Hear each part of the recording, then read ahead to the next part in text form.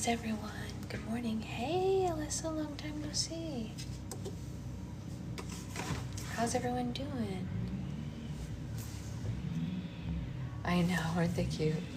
Look at that.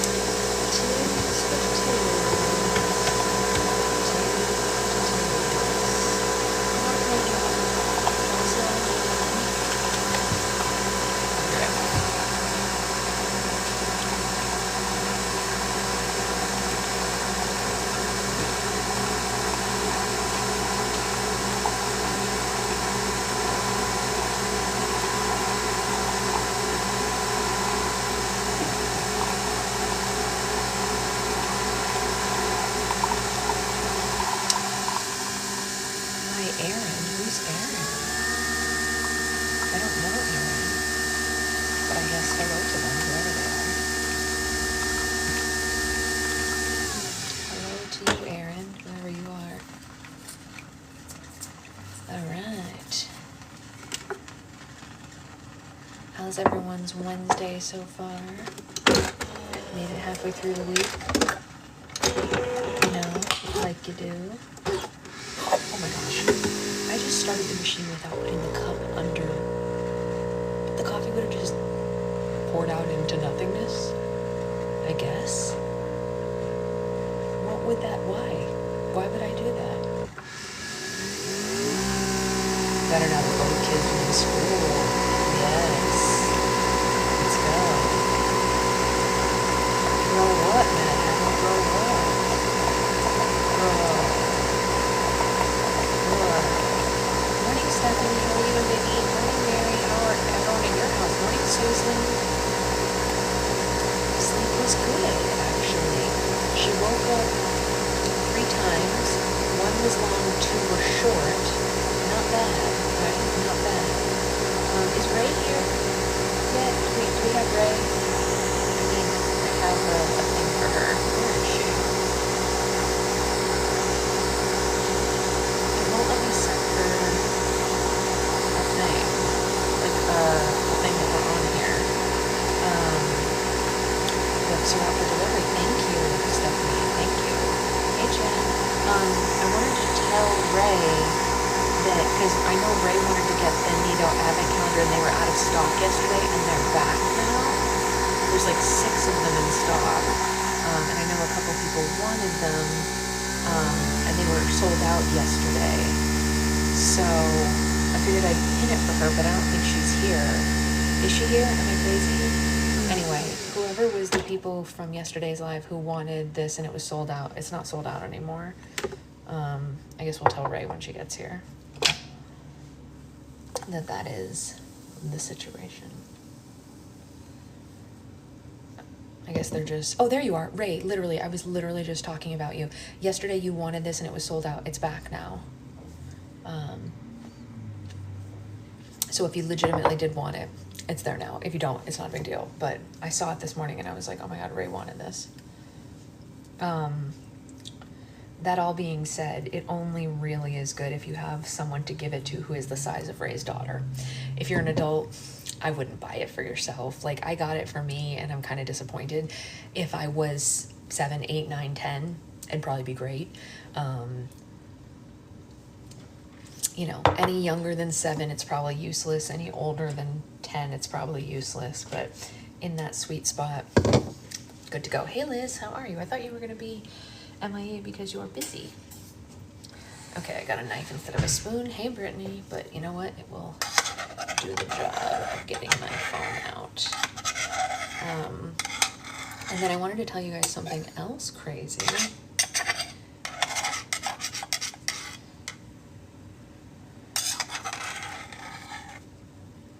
We're getting our Christmas decorations today from storage. My mom is bringing them shortly.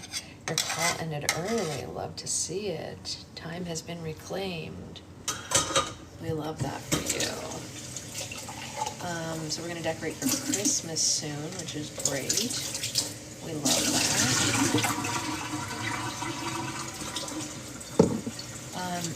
Did you ever find out what the one from OG was that you got? Is it the same brand or different? So that's the thing. It doesn't have a brand on it, so I don't know. It doesn't have a label on it or anything, the one that I got from OG. It's really nice, but it doesn't say what it is, so I guess it's just like an off-brand version. I genuinely don't know, Ray. I don't know, but I love it. You're putting up your tree this weekend too? Yes. Yes, yes, W for mom, for sure. Okay, let's sit down. I'm excited to see their, yeah, that's the one that they're sending me, Liz. They're sending me that.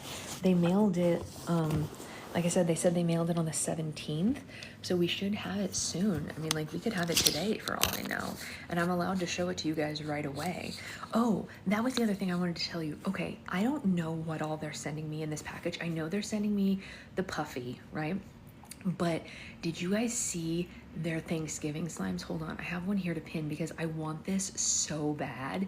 It, like, this slime, well, it won't want to let me pin it. I just want to pin it. Why? Yeah, there we go. This slime, they posted a video of this right here, and I was like, I want to eat it. You're not supposed to eat it, but it looks so good.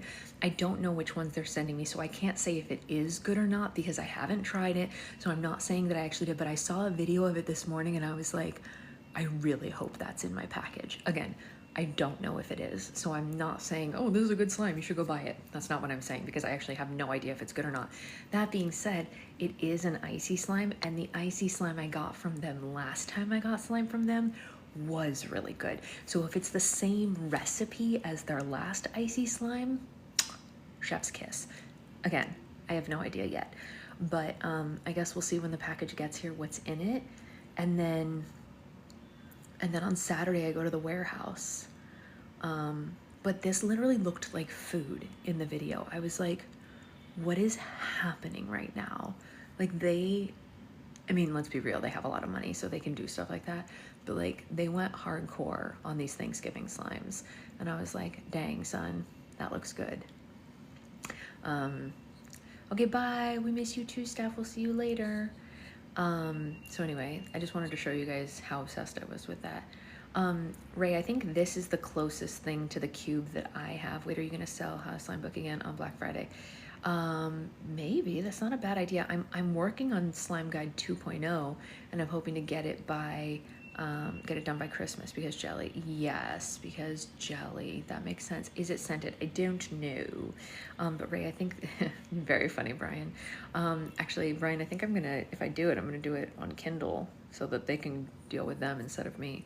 But anyway, Ray, I think this is the closest to the cube that I was talking about.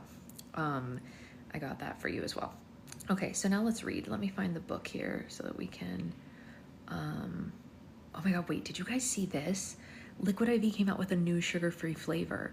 And I was like, oh my God, I'm hesitant because, like, I'm always hesitant on new flavors, but it's a pomegranate flavor and it has like an energy, I don't know if it's caffeine or what, but it has like an energy boost in it and it's sugar-free. Should I get it? I don't know. Be real with me right now. Have any of you tried the energy ones? Do they taste funny? Because I didn't order it yet, but I'm gonna order it if you think it tastes good. Should I try it? I mean, like, it can't hurt, right? It does have hydration and energy, yeah. It's both. And I'm like, do I want that? But, like, I love pomegranate stuff. I'm on the fence. Maybe I'll buy it. Should I buy it? Wait, what was the question? Did you sign up for their auto-enroll discount yet? No, what's that? What's the auto-enroll discount? The energy ones do taste a little different. It's coffee berry extract. Well, that sounds about like my regular life. Hey, Naisa. Okay, look, I'm gonna try it. I'm gonna be the guinea pig for all of us. I'm gonna buy it right now, and I'm gonna try it, and I'm gonna tell you if pomegranate tastes good. I don't know. We'll see, right? Who knows? Pray for me. I think there's a squirrel in the attic. Oh, that's not good.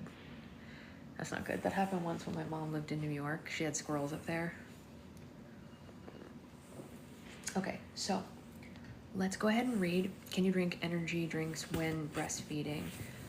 I mean, I think as long as you keep your caffeine level below a certain amount, right? Isn't that true? Because you're allowed to have coffee, right? Am I wrong? Someone who knows better tell me. Look, not to be that person, but you sure can mention slime on live. Wait, I'm sure you can mention slime on live. Oh, yeah, maybe. Yeah, that might be true. That's a good point, Brian. Yeah. Hey, listen, if someone wants to buy slime on my lives, and whatever. No, but wait, someone who knows, can you breastfeed and use this? Right? Raccoon in the car story? Ray, that sounds monstrous. Thank you, Amanda. You're not supposed to have a lot of caffeine. Yeah, not a lot, but you're supposed to keep it limited. But like, as long as you keep it limited, like you're supposed to keep it under, I think, like 160 milligrams or something like that. Baby is good. She is fast asleep right now. I think you have to keep it under like 160 or 200 milligrams. Is that right? I'm pretty sure. I think that's what the doctor said. Pretty sure that's what my doctor said. So as long as it doesn't have that much, Google says it has 300 milligrams, or you're allowed to use 300 milligrams. It can't possibly have 300 milligrams in it.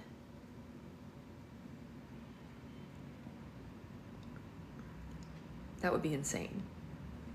A cup of coffee has like 60. Like, I checked the Nespresso ones, and like the Nespresso pods that I use, your daily limit is 200. Yeah, that's what I thought. Like 160 to 200 is the recommended from different doctors.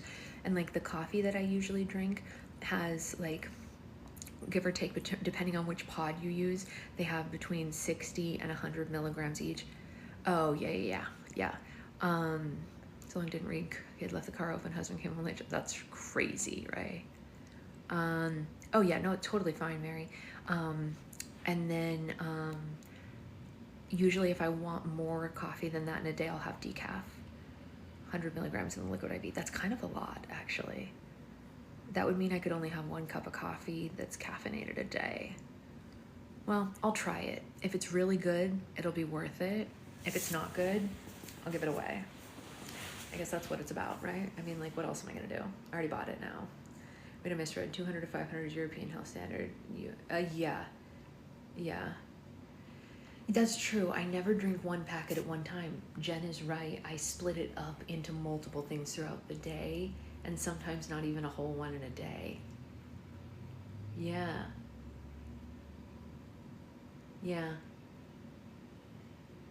So maybe, what if I use the regular one in the morning or in the evening, and I use the energy one in the morning, so I only ever get 50 grams out of it a day, you know?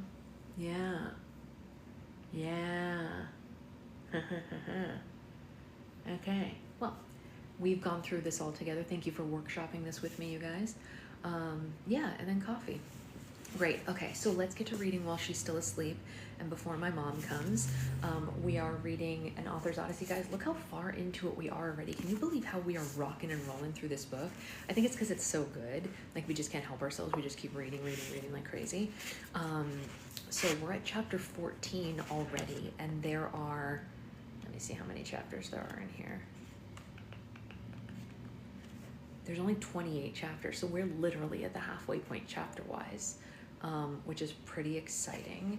And I mean, like, page-wise, every chapter has different pages, so who knows, but like chapter-wise, halfway. So chapter 14 is called Universal Pests. I almost forgot to put my glasses on, as usual. Okay, so we're gonna need 2 short-range blasters, 1 Omega GDD, 1 Biomat Compass, Connor said, oh, and a 2999 Moonjumper Express to get us there. Commander Neuters gave him a peculiar look. You're very well informed as to our armory for someone who's never been aboard our ship before. As if the Basque 8 arsenal were a vending machine, Neuters punched the codes into the devices that Connor had requested into a touchscreen, and they were all brought out on a conveyor belt. The short-range blasters were long and silver with bright blue pulsating lights from the barrels. Just like the cyborg soldiers' guns, the Omega GDD was short and round like a propane tank, and it had a small keypad on top. The Biomat compass looked like a thick silver watch with a holographic arrow. The commander handed a blaster to each of the twins, and Connor fastened the compass around his wrist. The Omega GDD was heavy, so Alex and Connor carried it together. What do the Omega GDD and the Biomat compass do? Alex asked. Well, the Omega GDD stands for Gamma Detonation Device. It's a very powerful bomb that uses gamma rays to vaporize its targets, Neuters explained. The Biomat compass detects biological material within a 300-yard radius. Alex gulped. I'm sorry I asked. To detonate the Omega GDD, type in the code LRRH 215 and wait for confirmation, and then run. Neuters said. The 2999 Moonjumper Express is the spacecraft hangar. I'll show you there now. The twins followed the commander through the spaceship, and short-range blasters and the Omega GDD made Alex uneasy. She held them away from her body. She was terrified that the tiniest bump or tap would set them off, and she would injure someone. Connor, on the other hand, couldn't have been more excited to be holding weapons from his own story. When he was a kid, he used to spend hours pretending he was fighting evil aliens on a distant planet with devices that were now in his hands. He was eager to get to Lollipopagus and live out his childhood fantasy. Connor twirled and pointed the blaster around the halls as they walked through the Basque 8. He reenacted scenes from his favorite action movies and even made the sound effects go along with it. Connor, knock it off, Alex said. You're gonna hurt someone with that thing. Relax, I have the safety on, he said. Oops, well, now I have the safety on. The commander and the twins walked through a set of automatic doors and arrived in the hangar. He showed them to a small spacecraft with the words 2999 Moonjumper Express engraved on the side of it. The spacecraft was the size of an SUV, and it looked like the mini version of the Basque 8. It was made of red steel and had 2 wings and a small crown of satellite antennas. Neuters pressed a button on the side of it, and the door of the spacecraft slid open. There were 2 seats inside and compartments to store their weapons, but there was no sign of any steering controls. How are we supposed to fly this thing? Alex asked. The Moonjumper 29999 Express is controlled from the Basque 8, Neuters said. It prevents all spacecraft from being hijacked by the Orphanautics. No offense. Alex was relieved. If her brother had been planning to pilot the 2999 Moonjumper Express himself, she wasn't sure that they would have made it to Lollipopagus. The twins stored their weapons in the compartments, tightened their helmets, and then strapped themselves into the seats. Neuters hesitated before closing the spacecraft door behind them. Are you sure you know what you're doing? He asked as a concerned father. 100%, Connor said. Once you've exterminated one alien insect species, you've exterminated them all. By the way, would you mind holding on to this until I get back? And Connor handed the commander his backpack. It'll be safe with me, Neuters said. Good luck, exterminators. May the cosmos smile upon you. Commander moved 3 fingers in a circle through the air and pointed to his heart. Connor copied the motion exactly, and Alex did her best to mimic him, but it was bizarre to her. Neuters shut the door of the 2999 Moonjumper Express and headed out of the hangar. Made the cosmos smile upon you? Alex laughed. Is that like the Galaxy Queen catchphrase? Do you know how hard it is to come up with an original sci-fi saying? Connor asked. It's nearly impossible, okay? Once the commander was safely out of the hangar, the large compartment door opened to space. The gravity disappeared, and the twins would have floated out of their seats if it weren't strapped so securely. The engines of the 2999 Moonjumper Express roared to life, and the spacecraft flew out of the Basque 8's hangar and headed toward the planet of Lollipopagus below. The ride was smooth and serene. The purple planet and its turquoise rings glowed exquisitely. Even though she wasn't thrilled that they were en route to exterminate bugs, Alex couldn't deny how amazing it was to be gliding between a massive spaceship and the atmosphere of the alien planet. I have to admit, this is pretty cool, she said. Connor didn't respond, and Alex turned to check on him and saw tears glistening in his eyes. He had seen so many things from his imagination come to life, but seeing an actual planet was making him surprisingly emotional. Are you okay? Alex asked. I'm fine, Connor said. It's just allergies. In space? She laughed. Yeah, I think there might have been a cat in this spaceship before us. Alex just smiled and she didn't press further. Well, whatever you're reacting to, thanks for sharing it with me. This is an experience I never would have had without you. The tender moment was interrupted by a loud beeping sound, and the twins looked around the spacecraft nervously, afraid something was broken. The beeping was followed by an automated voice. 5, 4, 3, it said. Connor, what are they cutting down? The 2999 Moonjumper Express blasted toward Lollipopagus with the power of 1,000 rockets. The twins were slammed back into their seat.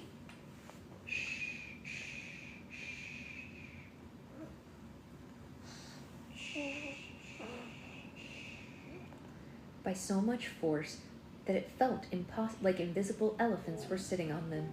Their teeth rattled and their cheeks rippled. They were moving so fast that they couldn't breathe, let alone speak or scream. The spacecraft zoomed under the turquoise rings, shot through Lollipopagus' atmosphere, and headed straight for the purple surface. They were moving thousands of miles per second and showed no sign of slowing down. And right when the twins were convinced that the spacecraft was going to crash, it suddenly jerked upright and pointed its engines to the ground. The 2999 Moonjumper Express made a surprisingly gentle landing on the Lollipopagusian surface. Wow, what a word. Lollipopagusian. The spacecraft door opened automatically. You have arrived at your destination, said the same automated voice. Enjoy your visit to Lollipopagus. Alex and Connor's hearts were racing so fast that they felt frozen in one perpetual beat. When their bodies finally caught up with their minds, they both let out a long and terrible, overdue scream. Alex, I think I peed a little, Connor said. Me too, Alex said, and the twins climbed out of their seats and stumbled off the spacecraft. They had a look around the planet's surface, and as their hearts returned to normal, feeling also came back to their arms and legs. Lollipopagus was covered in rolling purple hills and had a bright pink sky. The planet's turquoise rings arched above them and cast a shadow over the ground. The gravity wasn't as high on this planet as it had been on the Basque 8, and the twins felt stronger and lighter in their spacesuits. They retrieved the weapons out of the spacecraft's compartment and ventured onto the planet. Connor glanced between the compass and the land around them, but there wasn't a sign of life anywhere. What kind of bugs are we looking for? Alex asked. I mean, like ants, bees, flies? Well, the ones we have to find are called polycrabs, Connor told her. They're a spider-scorpion-wasp combination. Just the description of that insect made Alex gasp and choke on the air. What the heck is wrong with you, Connor? She asked. How could you even think of a creature so terrible? Sorry, it was in one of my nightmares, he said. I thought it would make a great alien monster, so I put it in the story. It's not like I plan to meet any of the villains in my stories. If that's what's crawling around your subconscious, then you need deep psychological help, Alex said. What's the plan to exterminate them? It'll be simple, Connor said. All we have to do is find the entrance to their colony, drop the Omega GDD inside, and then take off. I just realized, since she turned her head, I could just move you guys so I don't have to worry. There we go. Better. Alex shook her head. You and I both know it's never that easy, she said. Who would have killed these bugs if we weren't here? Well, the cyborg crew would have been so desperate she would have teamed up with the Orphanautics, Connor explained. They would have exterminated the polycrabs, but then they would have had to share Lollipopagus afterwards. Then we make a nice plot twist for her, I guess, Alex said. By the way, I've been meaning to ask, what is Commander Neuter's deal anyway? How did he end up working for the cyborg queen? Well, she saved his planet from being sucked into a black hole, Connor said. Neuters was so thankful that he devoted his life to working for her. Also, it's helpful to have someone aboard the Basket who's not connected to a battery in case of a power outage. The biomat compass suddenly lit up and an arrow appeared on its screen. All right, it looks like we've got our first catch of the day. Honestly, we'd probably be pointed to the ceiling. That's very funny, Amanda. I think TikTok would be like, are you there? You know how they used to do that to me? They'd be like, are you human? The compass guided the twins through the purple hills to the edge of a deep, wide hole that was the size of an empty swimming pool. The compass pointed to something with biological material at the bottom of it. Alex and Connor held their short-range blasters tightly with their fingers against the triggers, and they cautiously peered into the hole. Instead of a polycrab, they found a teal worm the size of a small dog. It was chubby and it had several rolls like a caterpillar, but it was shaped more like a jelly bean than a noodle. It had big black button eyes, no nose, and a wide mouth that was naturally shaped into a smile. The worm merrily rolled around in the hole without a care in the world. It laughed and it talked to itself like a happy baby. That is the cutest thing I've ever seen, Alex said. What is it? Oh, that's a bliss worm, Connor said. They're a species of worm that's always happy regardless of the situation they're in. The bliss worms are one of the few remaining species left on this planet. The polycrabs have hunted all the other bugs. What's down at the bottom of the hole? She asked. Does it live there? No, the polycrabs dig holes to trap prey, Connor said. This poor little guy must have fallen inside. The bliss worm certainly didn't look like he had fallen into a trap. It giggled and did somersaults across the hole. It looked up at the twins and waved one of its 4 tiny hands. "Aw, let's rescue it," Alex said. "It's too adorable to let it be eaten." The twins lowered their weapons and slid down the side of the hole. The bliss worm was so excited to have company it crawled around their feet and it purred like a kitten. Alex petted the friendly bug. Its body felt like a gummy bear. "I think it likes us," she said. "Would it survive on Earth?" "You want to take it home?" Connor asked. And Alex leaned down and the bliss worm crawled into her arms. It pressed its mouth against the glass of her helmet and gave her a big, slobbery kiss. Alex was filled with warm, fuzzy feelings as she hugged the bliss worm like it was a long-lost pet. "You know, maybe we should rethink this extermination thing," she said. "Like maybe instead of killing all the polycrabs, we could just set traps and release them on another planet. The polycrabs are really no different from this bliss worm. They never asked to come to Lollipopicus. Come on, let's be humane about it." The bliss worm crawled to the ground curiously and circled the Omega GDD. It stretched its mouth over the top of it and swallowed the bomb whole. Since the detonation device was bigger than the bliss worm, its body stretched around it like a sock over a soda can. "That worm better cough up our bomb or it's about to have some really bad heartburn," Connor said. "Oh my gosh, it must be hungry," Alex said. "What does this thing usually eat?"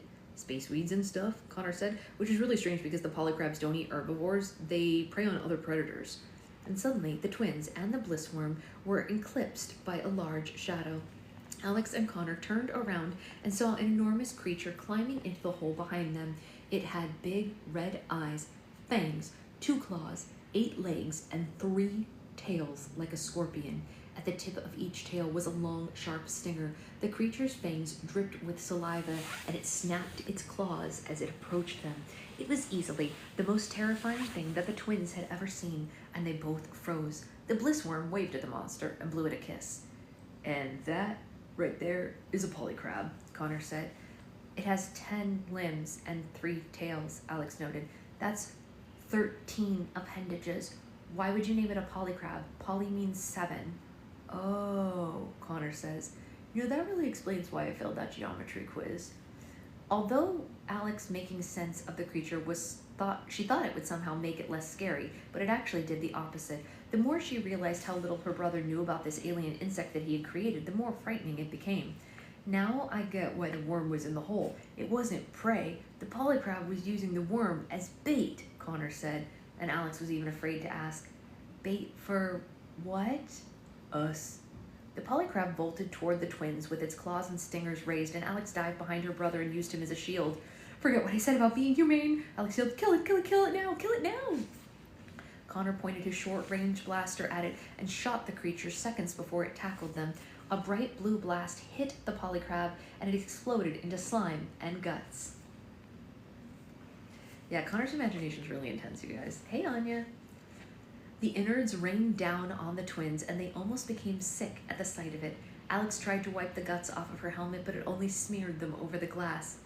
"Next time, I'm going to need a full itinerary before we travel into one of your short stories," she said. "Yeah, you got it," Connor said. And the biomat compass started flickering more than ever before. The arrow spun out of control as something made of biological material approached the hole above ground. "We've got to get out of here," Connor said. Not me coming into slime and guts. Yeah, right, seriously. The twins didn't have time to pry the Omega GDD out of the bliss worm, so they each grabbed one of the bliss worm's hands and carried the worm and the weapon out of the hole as one. The bliss worm happily swung between them like it was on a trapeze.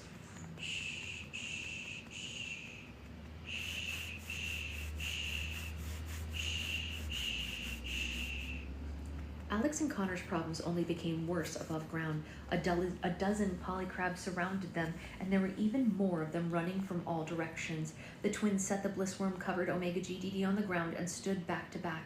They raised their blasters and pointed them at the approaching polycrabs. "Are you ready?" Connor said. "I'm ready," Alex said. "It's exterminating time." Alex and Connor opened fire on the polycrabs, and the purple hillside was consumed in bright blue blasts and pieces of exploding insect aliens. The blissworm swayed and grooved to the sound of the battle like it was a song with an electronic beat.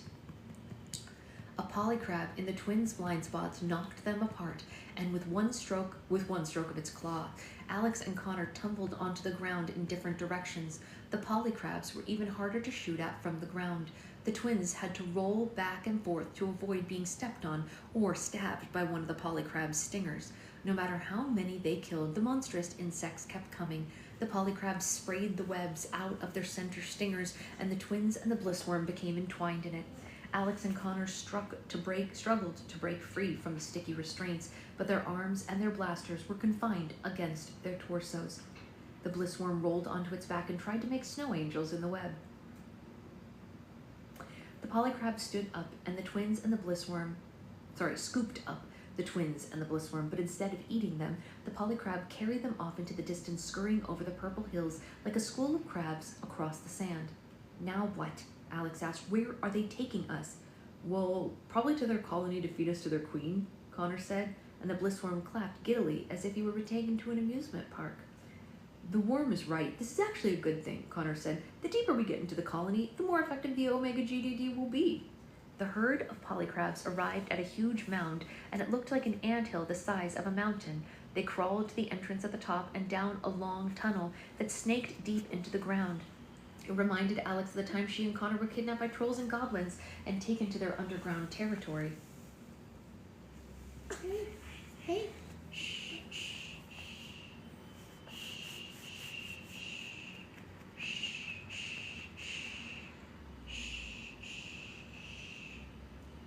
They entered the largest... You can sleep, honey. It's okay. They said no CBs? You don't want CBs? They entered the largest cavern of the colony, and every inch of it was covered with polycrabs. The insects crawled across the dirt floor and across the walls and hung by their tails from the ceiling. The polycrabs snapped their claws and rattled their tails and hissed in celebration as the twins and the blissworm were brought inside. The blissworm raved and pointed at the creatures like it was the front runner in a polycrab election. The twins spotted the polycrab queen at the back of the cavern. She was a giant compared to her offspring and shared all their features. The queen also had tall horns protruding out of her head and a pair of wings that she wore like a high collar. Under her tail was a thick, long abdomen that curved into a corner of the cave where she laid eggs. Ew. Ew. A massive spider web hung behind her like a national flag. Hi, baby. Hi, my angel. You want out? You want out? Mommy brought your chair over here so you can sit with Mommy for a little bit, yeah? Do you want to sit for a little bit before you force me to go into the playpen? Maybe we could sit for a little bit. I did the trick where I put tape on her little chair thing, the masking tape, to try to entertain her. What do you think? 1 foot in each side. 1 foot in each side, honey. There you go. But look, all your tape. Look. Do you see the tape? Yeah. Do you want to pull the tape off? As long as you don't eat it, you can pull it off. That's right. Yeah, it's definitely giving us the creeps.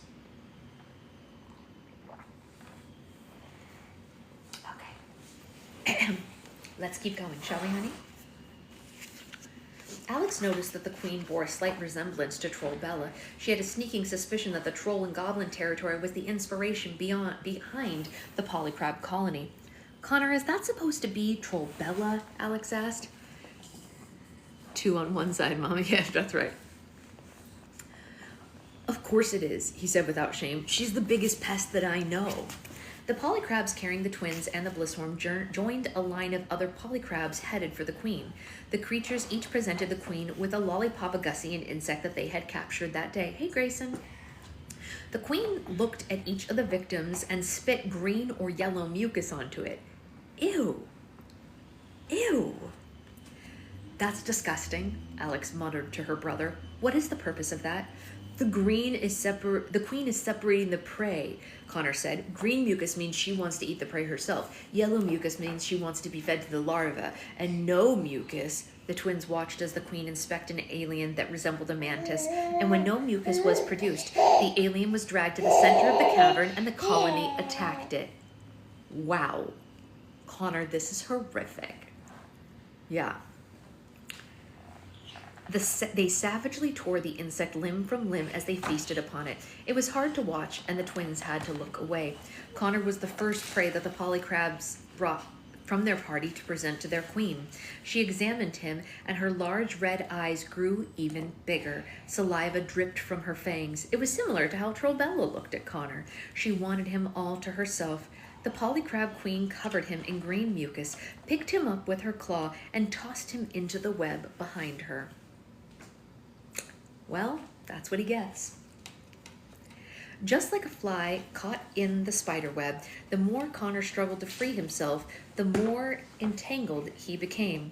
Alex was presented to the queen next. It was no surprise that the queen wasn't nearly as impressed with her as she was with Connor. She spit yellow mucus all over her, and Alex was dragged off to the corner with the eggs. The bliss worm was the last in their group to be presented to the queen. The worm was delighted to see her and eagerly reached up like it wanted to hug the gigantic insect. I wish you guys could see what's going on. Was that silly? Did Daddy sneak up on you? He just crawled all along the floor to get under her chair because she was looking down at her toys. This is very funny. You see Dada? Hi, sweetie. Hi. Was that silly? Did Dada pull a silly trick? Yeah. Are you enjoying your tape? You're doing great, honey. I put one over the edge here, and she was leaning over to try to get it. Yeah, it's hard, huh? Yeah, it's pretty funny. The queen didn't even bother inspecting the worm. With no mucus, the polycrabs dragged the bliss worm to the center of the cavern to eat it. Oh, shoot, they're going to set off the bomb if they eat it, Connor said. Alex, you have to do something. Both the twins were still trapped in the web from their surface encounter with the polycrabs, but Alex managed to free one of her hands as she snapped her fingers. Suddenly, the polycrab queen tilted her head back and let out a massive sneeze. The bliss worm was showered in green mucus, and when the queen looked down and saw the worm, she didn't realize that the green mucus was an accident, and so she picked it up and she tossed it into the web behind her, too. The bliss worm stuck to the web just a few feet away from Connor. The worm waved at him like the two of them were friends running into each other at the supermarket. The queen continued separating the other prey her children had brought into the colony. Connor, I'm going to cast a spell on our spacesuits to make them web resistant, Alex said. Can you hang on? And she snapped her fingers again, and the web covering their bodies melted away, freeing the arms and the short-range blaster that had been compressed against their torsos. Connor hung onto the queen's web like it was a wide rope ladder. Alex heard snapping and crunching sounds coming from nearby, and the polycrab eggs started hatching. The small larvae poked their heads out of the eggs and looked around for their first meal. As soon as one of the larvae noticed Alex, they all turned their heads to her as if they were connected on the same wavelength.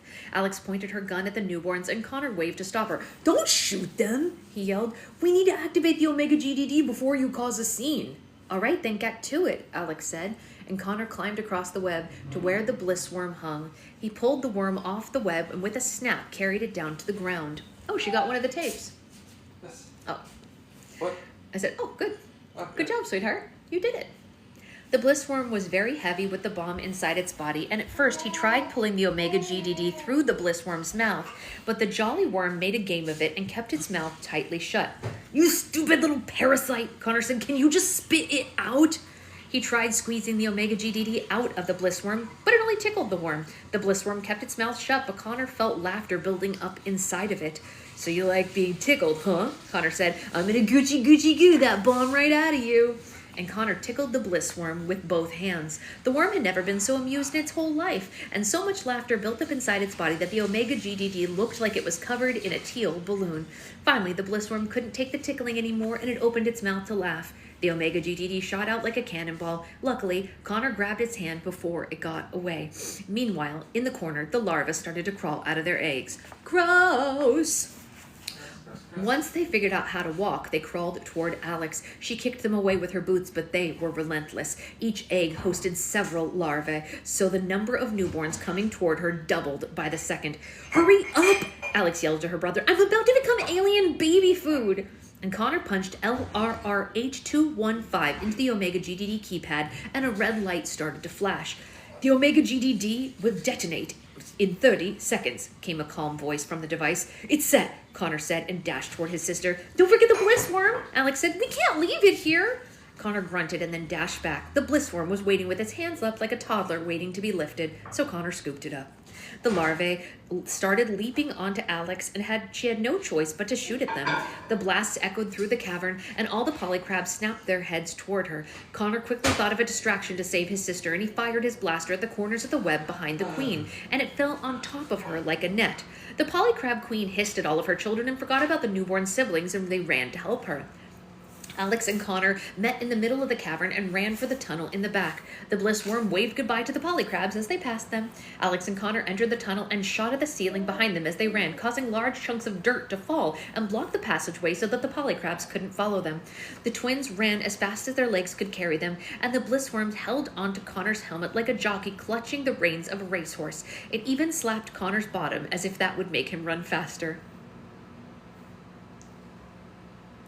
"Cut it out," he said. "That hurts." They only had a few seconds left before the Omega GDD detonated. They saw the light ahead and knew that they were almost out of the colony. They heard a thunderous explosion behind them and the whole tunnel vibrated. Alex, Connor, and the bliss worm resurfaced just in time to roll down the mount. I know, Jen. What is exactly the right response to that? What is the bliss worm doing? A powerful gamma ray exploded out of the colony's entrance, vaporizing everything that it touched. The purple hills shook and cracked for miles, as if they had been hit by a powerful earthquake. And when the gamma rays dissipated, there was nothing left of the colony but a massive hole in the ground. With the polycrabs successfully eliminated, Lollipopagus was safe for the Basque 8 to upload. The twins stayed on the ground as they caught their breath. "From now on, I'm only going to write about bunnies," Connor said, panting. And a spacecraft, a teeny bit bigger than the 2999 Moonjumper Express, descended from the sky and landed near the twins. It was black, and its shape was similar to the body of a wolf. Claw DS, CLAW-DS, was engraved on the side of the spacecraft. Alex and Connor got to their feet as the cyborg queen charged out of the Claw DS, followed by Commander Neuters and a handful of cyborg soldiers. "Oh my gosh, well done, exterminators," the cyborg queen said. "We had a bet going on the Basque 8 that you wouldn't survive, but now I owe my crew a week of double battery privileges." Oh my god. The twins could tell that she was fully charged because she seemed to be in a much better mood than before. The commander shook the twins' hands and gave Connor his backpack back. "Excellent work," Neuter said. "I haven't seen the cyborg queen so pleased since the time the constellation was named after her." The cyborg queen clapped her metal hands, and a team of short gray aliens with large heads and eyes ran out of the spacecraft. They carried the holographic blueprints, laser measuring tapes, and toolboxes hovering beside them. "Who are those guys?" Connor asked. "Once she was certain that you would succeed, Her Majesty had the best architects in the galaxy flown out immediately to start construction on the planet," Neuter said. The cyborg queen rotated and pointed the gray aliens to different parts of the Lollipopagusian surface. "I think I'll build the palace right there in the eclipse of the rings so that it doesn't get too hot in the summer," she thought out loud. "And since there's already a gigantic hole in the ground over there, I wish someone had warned me that that might happen. But anyway, oh well, I guess we'll put the gasoline pool there." The cyborg queen rolled over to join Commander Neuters and the twins. "Your magneticness," Connor said. "Now that we've exterminated the polycrabs, may my sister and I borrow your cyborg army to save our friends?" "A deal is a deal," she said. "You can take us to Fairy Telopia whenever you're ready." "Wait, you're coming with us?" Alex asked. "Indeed," the cyborg queen said. "They're going to start building my new residence as soon as we take them to my take the planet to my home system, and I'm going to need something to do while it's being constructed anyway. How long is the journey? I have to warn you, anything longer than 74 seconds makes me really irritable." "We're actually going to have to make a stop in Sycamore Dravius first, but it won't take long at all," he said. "In fact, I just remembered I have a transportation device right here." Connor reached into his backpack and pulled out his binder of short stories. "Oh my god, lovely," the cyborg queen said, and she rolled away from the twins as she covered her nose. "Friendly word of advice, you might want to change before seeing your friends because you both smell horribly of bug guts." They smell like bug guts, you guys. Okay. Well, that was a great I would chapter. not have guessed the Cyborg Queen would be a Valley Girl. She is, yeah. She's definitely a Valley Girl. It's because she's completely based on Red Riding Hood, who's also a Valley Girl. Okay, so I gotta go because my mom will be here soon with our Christmas ornaments. That's right. Sweet baby girl does not know what's gonna hit her because she's never seen Christmas before, having been born exactly 1 month after Christmas. Anyway, I will see you all later and possibly this afternoon, depending on what goes on, definitely tomorrow morning. And that is the whole kit and caboodle. Have a great rest of your day. Mabel created our Christmas playlist today. Yes. She's definitely gonna what? Oh, I can't imagine a Christmas playlist not having Carol of the Bells. Grayson, can you confirm? That would be weird. I don't think there is a Christmas playlist that doesn't include Carol of the Bells. Sure there is.